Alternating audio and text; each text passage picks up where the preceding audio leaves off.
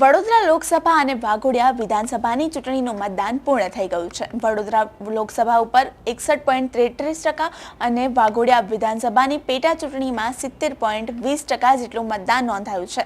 ત્યારે ક્ષત્રિયોના વિરોધ વચ્ચે યોજાયેલી આ ચૂંટણીમાં ક્ષત્રિયો કોને હરાવશે અને કોને જીતાડશે તેના પર કરીશું આ અહેવાલમાં ચર્ચા। નમસ્કાર, હું મૈત્રી મકવાણા અને આપ જોઈ રહ્યા છો નિર્ભય ન્યૂઝ।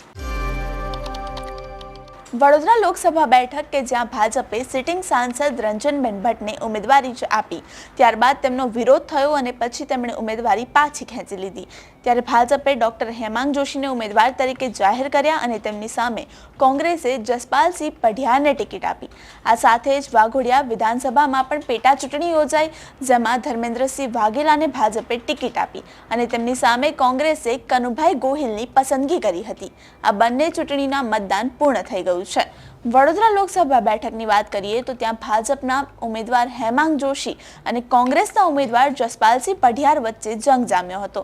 જ્યારે વાઘોડિયા વિધાનસભા બેઠક પર ભાજપના ઉમેદવાર ધર્મેન્દ્રસિંહ વાઘેલા અને કોંગ્રેસના ઉમેદવાર કનુભાઈ ગોહિલ વચ્ચે ટક્કર જોવા મળી। બંને ચૂંટણીઓમાં અસહ્ય ગરમી હોવા છતાં પણ મતદારોએ 60%થી વધુ મતદાન કર્યું છે।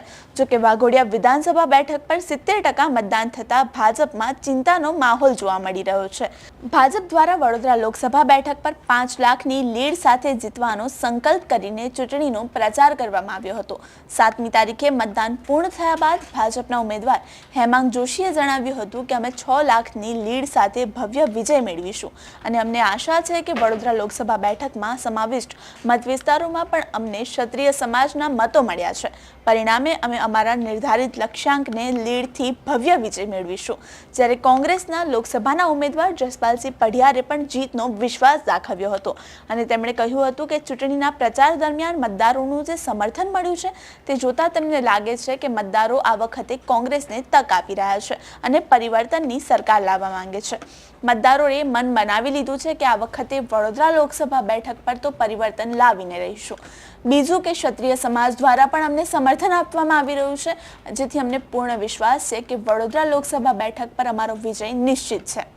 આ સાથે જ વાઘોડિયા વિધાનસભાની વાત કરીએ તો વાઘોડિયા વિધાનસભાના કોંગ્રેસના ઉમેદવાર કનુભાઈ ગોહિલે જણાવ્યું હતું કે વાઘોડિયા વિધાનસભાના મત વિસ્તારના મતદારોએ પરિવર્તન લાવવા માટે કોંગ્રેસને મત આપી રહ્યા છે અને ગત વિધાનસભાની ચૂંટણીમાં વાઘોડિયા વિધાનસભા મત વિસ્તારના મતદારોએ ભાજપને હરાવીને અપક્ષ ઉમેદવાર ધર્મેન્દ્રસિંહ વાઘેલા ઉપર વિશ્વાસ મૂક્યો હતો અને તેમને જંગી બહુમતીથી જીતાડ્યા હતા, પરંતુ તેમને મતદારો સાથે વિશ્વાસઘાત કર્યો હોવાથી આ વખતે મતદારોએ કોંગ્રેસને લાવવાનો મૂડ બનાવી લીધો છે।